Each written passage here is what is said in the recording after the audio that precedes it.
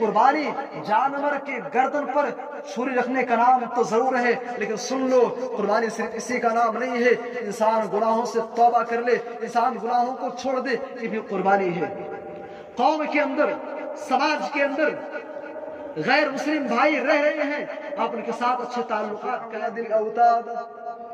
اور فرعون کے واقعے کو پڑھو، موسیٰ علیہ السلام کو ان کی طرف نبی بنا کر کے بھیجا گیا، لیکن فرعون نے فَأَكْثَرُوا فِيهَا الْفَسَادَ، فرعون نے دنیا کے اندر، اس زمین کے اوپر اس نے اللہ کے بندوں کے ساتھ اتیاچار کیا، ان پر ظلم کیا۔ بنی اسرائیل کے مردوں کو وہ قتل کر دیا کرتا تھا، عورتوں کو زندہ رکھتا تھا۔ فَأَكْثَرُوا فِيهَا الْفَسَادَ، قوم کے اندر اللہ کی زمین پہ رہتے ہوئے اس کائنات کے اندر وہ فساد کرتا تھا، وہ ظلم کر رہا تھا، یہ دعویٰ کرتا تھا انا ربکم الاعلی، میں اے لوگو میں تمہارا العمل الصالح فیہا احب الی اللہ من هذه الایام، یعنی ایام العشر۔ اے لوگو، سال کے 12 مہینوں میں، تمام مہینوں میں سب سے بہترین اگر کوئی ایام ہے، سب سے بہترین کوئی دن ہے تو ذی الحجہ کے شروع کے 10 ایام ہیں۔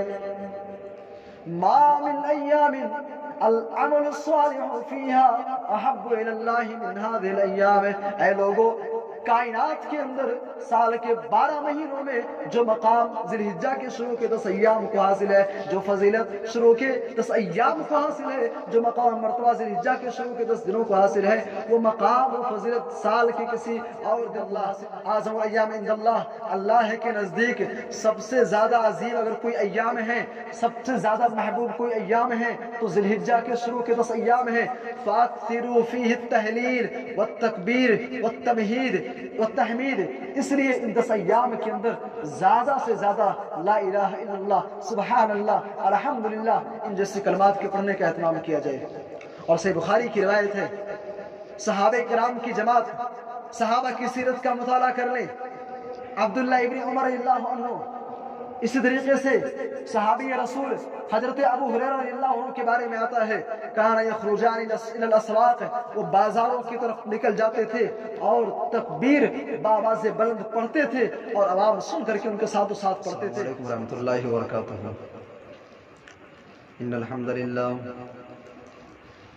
للہ نحمده ونستعینه ونستغفره ونعوذ باللہ من شرور انفسنا ومن سیئات اعمالنا،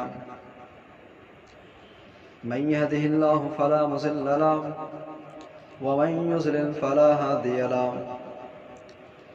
واشهد ان لا اله الا الله وحده لا شريك له، واشهد ان محمدا عبده ورسوله ارسله بالحق بشيرا ونذيرا وداعيا الى الله باذنه وسراجا منيرا، صلی اللہ علیہ وعلى آلہ واصحابہ ومن تبعهم بإحسان وسلم تسلیما کثیرا۔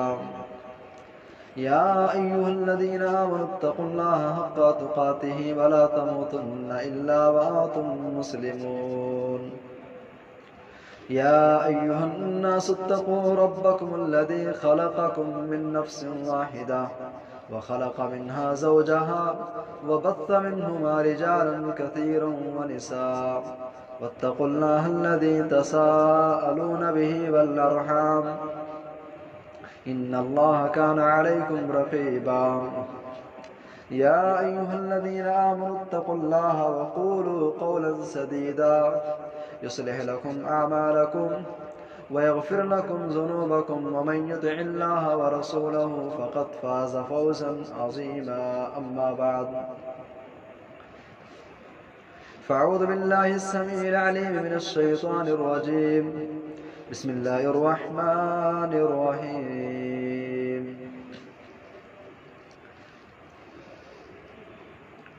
والفجر وليال عشر والشفع والوتر والليل إذا يسر هل في ذلك قسم لذي هجر، ألم تر كيف فعل ربك بعاد إرم ذات العماد التي لم يخلق مثلها في البلاد، وثمود الذين جابوا الصخر بالواد وفرعون ذي الأوتاد الذين طغوا في البلاد فأكثروا فيها الفساد فصب عليهم ربك صوت عذاب. وقال النبي صلى الله عليه وسلم عن ابن عباس رضي الله عنهما قال قال رسول الله صلى الله عليه وسلم ما من أيام العمل الصالح فيها أحب إلى الله من هذه الأيام يعني أيام العشر. رواه مسلم. زندگی دی ہے تو جینے کا ہنر بھی دینا، دین کی راہ میں توفیق سفر بھی دینا. گفتگو تو نے سکھائی ہے کہ میں گونگا تھا، میں جو بولوں گا تو باتوں میں اثر بھی دینا.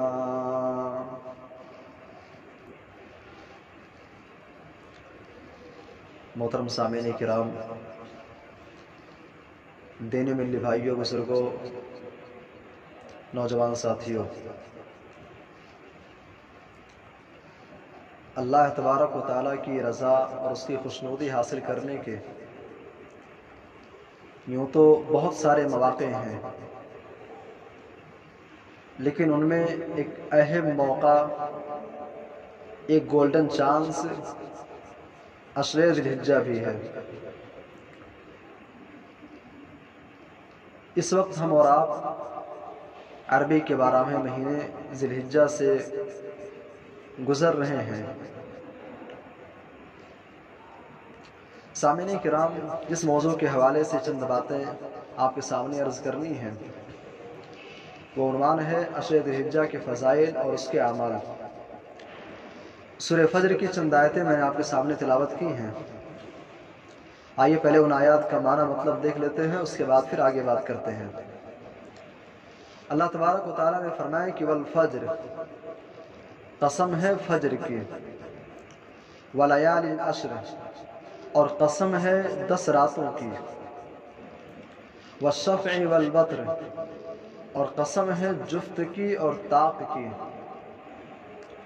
واللیل اذا یسر، اور قسم ہے رات کی جب وہ آئے اور جائے. اللہ تبارک و تعالیٰ نے یہاں پہ 4 چیزوں کی قسم کھائی. پہلے اللہ نے فجر کے وقت کی قسم کھائی، اس کے بعد 10 راتوں کی، اور جمہور مفسرین اس بات پر ان کا اتفاق ہے کہ ان 10 راتوں سے مراد ذی الحجہ کے شروع کے 10 ایام ہیں. پھر اللہ نے جفت اور طاق کی قسم کھائی. مفسرین لکھتے ہیں کہ اس سے مراد اولاد آدم میں سے وہ افراد ہیں جو جوڑے ہیں، اور وہ افراد جن کا کوئی جیون ساتھی نہیں ہے، جو تنہا ہیں، یہ مراد ہیں. واللیل اذا یسر، اور قسم ہے رات کی جب وہ آئے جائے. میرے بھائیو اور دوستو، ہم دنیا کے اندر جب قسم کھاتے ہیں، انسان کی فطرت ہے کہ انسان اسی چیز کی قسم کھاتا ہے جو اس کے نزدیک عظیم ہوتی ہے، جو اس کے نزدیک محبوب ترین ہوتی ہے. ایک مسلمان ہونے کے ناطے ہم اللہ کی قسم کھاتے ہیں.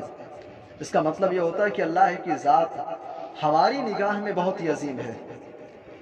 ہم قرآن کی قسم کھاتے ہیں، اس کا مطلب یہ ہوتا ہے کہ قرآن ہمارے نزدیک بہت ہی زیادہ اہمیت کے حامل ہے. ہمارے غیر مسلم بھائی وہ اپنے ماں کی قسم کھاتے ہیں، اپنے باپ کی قسم کھاتے ہیں، اپنے دیوی دیوتاؤں کی قسم کھاتے ہیں. اس کا مطلب یہ ہوتا ہے کہ وہ ان کے نزدیک عظیم ہیں. سوال یہ پیدا ہوتا ہے کہ اللہ تبارک و تعالیٰ تمام جہان کا خالق و مالک ہے، وہ فجر کی قسم کھا رہا ہے، ذی الحجہ کے شروع کے 10 ایام کی قسم کھا رہا ہے، رات کے آنے جانے کی قسم کھا رہا ہے، جفت اور طاق کی قسم کھا رہا ہے. اس کا کیا مطلب ہے؟ کیا یہ چاروں چیزیں اللہ کی نگاہ میں عظیم ہیں؟ نعوذ باللہ، اس کا ہرگز معنی نہیں ہے. اس کا مطلب یہ ہے اللہ تبارک و تعالیٰ ان چیزوں کی قسم کھا کر کے ہم کو متنبہ کر رہا ہے کہ اے لوگوں سن لو، یہ چیزیں، یہ 10 ایام، یہ فجر کی نماز کا وقت، یہ تمہارے نزدیک بڑے عظیم ہیں. اللہ ہمیں اور آپ کو اس بات پر تنبیہ کر رہا ہے، خبر کر رہا ہے. اور اس کے بعد اللہ تبارک و تعالیٰ فرما رہا ہے کہ اے لوگوں، اگر تم ان کی قدر نہیں کرو گے، ان کا جو مقام ہے، ان کی جو اہمیت ہے، اگر ان کو نہیں سمجھو گے، اس مقام مرتبے پر نہیں رکھو گے، تو اللہ تبارک و تعالیٰ فرما رہا ہے کہ سن لو، أَلَمْ تَرَ كَيْفَ فَعَلَ رَبُّكَ بِعَادٍ، اے لوگوں کیا تمہارے سامنے قوم عاد کا تذکرہ نہیں کیا گیا؟ الم تر کیف فعل ربک بعاد ارم ذات العماد التي لم يخلق مثلها في البلاد۔ قوم عاد کے واقعے کو پڑھو، قوم عاد کے تذکرے کو پڑھو۔ التي لم يخلق مثلها في البلاد، جن کے مانند دنیا کے اندر کوئی دوسری قوم اللہ تبارک و تعالیٰ نے پیدا ہی نہیں کی۔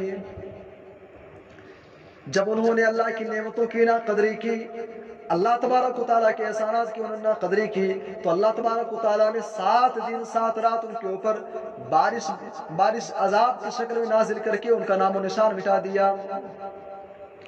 الم تر کیف فعل ربک بعاد ارم ذات العماد التي لم يخلق مثلها في البلاد وثمود الذين جابوا الصخر بالواد۔ اور قوم ثمود کے واقعے کو پڑھ لو۔ اللہ تبارک و تعالیٰ نے حضرت صالح علیہ السلام کو ان کی طرف نبی بنا کر کے بھیجا، لیکن انہوں نے اپنے نبی کی ناقدری کی، نبی کی بات کو انہوں نے ٹھکرا دیا۔ اللہ تبارک و تعالیٰ کی طرف سے جو معجزات ان سے ظاہر ہو رہے تھے، ان معجزات کا انہوں نے انکار کر دیا۔ وثمود، اے لوگوں قوم ثمود کے واقعے کو پڑھو، قوم ثمود کے واقعے میں تمہارے لیے عبرت نصیحت ہے۔ وفرعون ذی الاوتاد، اور فرعون کے واقعے کو پڑھو۔ موسیٰ علیہ السلام کو ان کی طرف نبی بنا کر کے بھیجا گیا، لیکن فرعون نے فاکثروا فیہا الفساد، فرعون نے دنیا کے اندر اس زمین کے اوپر اس نے اللہ کے بندوں کے ساتھ اتیاچار کیا، ان پر ظلم کیا۔ بنی اسرائیل کے مردوں کو وہ قتل کر دیا کرتا تھا، عورتوں کو زندہ رکھتا تھا۔ فاکثروا فیہا الفساد، قوم کے اندر اللہ کی زمین پہ رہتے ہوئے اس کائنات کے اندر وہ فساد کرتا تھا، وہ ظلم کر رہا تھا، یہ دعویٰ کرتا تھا انا ربکم الاعلی، میں اے لوگوں میں تمہارا سب سے بڑا رب ہوں، میں تمہارا سب سے بڑا پالنہار ہوں۔ اللہ تبارک و تعالیٰ نے فرعون کو بھی ایسا مزہ چکھایا کہ دنیا کے لیے تا قیامت آنے والے تمام لوگوں کے لیے اللہ نے اسے نشان عبرت بنا دیا۔ میرے بھائی اور دوستو، اللہ تبارک و تعالیٰ ان ایام کی قسم کھا کے کہہ رہا ہے کہ ان ایام کی قدر کر لو، اگر قدر نہیں کرو گے پھر تمہارا انجام بھی بہت ہی برا ہونے والا ہے۔ سامعین کرام، ان 10 ایام کے اندر بحیثیت مسلمان ہمارے اوپر کچھ ذمہ داریاں عائد ہوتی ہیں، کچھ چیزیں عائد ہوتی ہیں کہ ہم ان اعمال کو ان ایام کے اندر انجام دیں۔ تو عشر ذی الحجہ کے اندر جو کام ہمیں کرنا ہے، سب سے پہلا کام نیکی میں سبقت کیجیے، بھلائی کے معاملے میں، دین کے معاملے میں، اللہ سے قربت کے معاملے میں، رسول سے قریب ہونے کے معاملے میں نیکی میں بڑھ چڑھ کر کے حصہ لیں۔ سابقوا الی مغفرۃ من ربکم وجنہ، اللہ تبارک و تعالیٰ سے تعلقات قائم کرنے میں، جنت کے حصول یابی میں بڑھ چڑھ کر کے حصہ لیں۔ اور صحیح مسلم کی روایت ہے، اللہ کے نبی صلی اللہ علیہ وسلم تو ان ایام کے بارے میں جو آپ کہتے ہیں قابل غور بات ہے۔ راوی حدیث عبداللہ ابن عباس رضی اللہ تعالیٰ عنہ ہے، کہتے ہیں کہ اللہ کے نبی صلی اللہ علیہ وسلم نے ایک موقع پہ فرمایا ما من ایام العمل الصالح فيها احب الى الله من هذه الايام، یعنی ایام العشر۔ اے لوگوں، سال کے 12 مہینوں میں، تمام مہینوں میں سب سے بہترین اگر کوئی ایام ہے، سب سے بہترین کوئی دن ہے تو ذی الحجہ کے شروع کے 10 ایام ہیں۔ ما من ایام العمل الصالح فيها احب الى الله من هذه الايام۔ اے لوگوں، کائنات کے اندر سال کے 12 مہینوں میں جو مقام ذی الحجہ کے شروع کے 10 ایام کو حاصل ہے، جو فضیلت شروع کے 10 ایام کو حاصل ہے، جو مقام مرتبہ ذی الحجہ کے شروع کے 10 دنوں کو حاصل ہے، وہ مقام و فضیلت سال کے کسی اور دن کو حاصل نہیں ہے۔ صحابہ کرام نے کہا اللہ کے نبی ولل جہاد فی سبیل اللہ، اے اللہ کے رسول، اگر کوئی اللہ کے راستے میں الہ کلمت اللہ کے لیے، اللہ کے کلمے کو بلند کرنے کے لیے، اللہ کی خاطر اگر کوئی جہاد کرتا ہے، اے اللہ کے نبی، تو کیا جہاد سے بھی زیادہ ان ایام کی عبادتوں کی فضیلت ہے؟ اللہ کے نبی کہتے ہیں ہاں اے میرے صحابہ، ذی الحجہ کے شروع کے 10 ایام کی جہاد سے بھی زیادہ افضل ہیں۔ لیکن اللہ کے نبی پھر اپنی باتوں میں تھوڑی سی آپ نے قید کرتے ہوئے فرمائی کہ میرے صحابہ مگر ایسا انسان جو جہاد کی نیت سے نکلا، مال و دولت لے کر کے نکلا اور اس میں سے کچھ بھی واپس نہ لایا، اللہ کے راستے میں شہید ہو گیا، تو اس کا مقام، اس کا مرتبہ ان ایام کے مقابلے میں زیادہ ہے۔ میرے بھائی اور دوستو، یہ ان ایام کا مقام ہے، ان ایام کی فضیلت ہے۔ اللہ کے نبی فرماتے ہیں افضل ایام الدنیا ایام العشر، اے میرے صحابہ کائنات کے اندر ذی الحجہ کے شروع کے 10 ایام کے مقابلے میں کوئی اور دوسرے ایام ہے ہی نہیں جو مقام ان کو حاصل ہے، کسی اور کو حاصل نہیں ہے۔ تو پہلا کام یہ کرنا ہے کہ نیکی میں بڑھ چڑھ کر کے حصہ لیں۔ دوسرا کام یہ کرنا ہے میرے بھائی اور دوستو، یہ مہینہ، یہ ان ایام کے اندر ذی الحجہ کی 9 تاریخ کو ہم اور آپ روزہ رکھتے ہیں، تو 9 تاریخ کو عرفہ کے دن روزہ رکھنے کا اہتمام کیا جائے۔ اللہ کے نبی صلی اللہ علیہ وسلم کہتے ہیں صیام یوم عرفہ احتسب علی اللہ ان یکفر السنۃ التي قبلہ والتي بعدہ، اے میرے صحابہ عرفہ کے دن کے روزے کا مقام تو یہ ہے کہ اگر کوئی شخص عرفہ کے دن کا روزہ رکھ لیتا ہے، اللہ کے نبی کہتے ہیں کہ مجھے امید ہے، مجھے اللہ تبارک و تعالیٰ سے یہ پوری امید ہے کہ اللہ تعالیٰ اس کے پچھلے 1 سال اور آئندہ آنے والے 1 سال 2 سال کے گناہوں کا کفارہ ہو جائے گا۔ دوسرا کام یہ کرنا ہے عرفہ کے دن کا روزہ رکھنا ہے۔ اچھا یہاں پہ ٹھہر کر کے ایک بات جان لیں، عرفہ کو عرفہ کیوں کہا جاتا ہے؟ اس کی وجہ تسمیہ کیا ہے؟ اس حوالے سے متعدد اقوال ہیں، میں ان میں سے 3 اقوال آپ کے سامنے بیان کرتا ہوں۔ عرفہ کے دن کو عرفہ اس لیے کہا جاتا ہے کیونکہ حضرت ابراہیم علیہ السلام جب انہوں نے خواب دیکھا کہ اپنے معصوم بچے کو، اپنے بڑھاپے کے سہارے کو، لخت جگر حضرت اسماعیل کو اپنے ہاتھوں سے ذبح کر رہے ہیں، 8 تاریخ کو انہوں نے خواب دیکھا۔ اس خواب کو لے کر کے وہ پشو پیش میں تھے، آیا یہ خواب سچا ہے کہ نہیں ہے؟ لیکن 9 تاریخ کو انہوں نے پھر سے وہ خواب دیکھا، اور 9 کے بعد ان کو پھر یہ کامل یقین ہو گیا کہ یہ خواب من جانب اللہ ہے اور یہ کام مجھے کرنا ہی ہوگا۔ چنانچہ انہوں نے 9 تاریخ کو یہ بات ان کے سامنے کھل کر کے آگے اس واقعے کو، اس امر کو انہوں نے پہچان لیا، اس لیے 9 ذی الحجہ کو یوم عرفہ کہا جاتا ہے۔ پہلی وجہ۔ دوسری وجہ،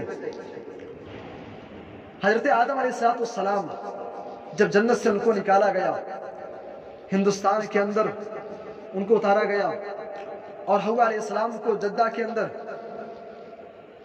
چنانچہ آدم و حوا کی جو پہلی ملاقات ہے وہ میدان عرفات میں 9 ذی الحجہ کو ہوئی، اس لیے وہاں پہ آپس میں ملے اور ایک دوسرے کو پہچان لیے، اس لیے 9 ذی الحجہ کو یوم عرفہ کہا جاتا ہے۔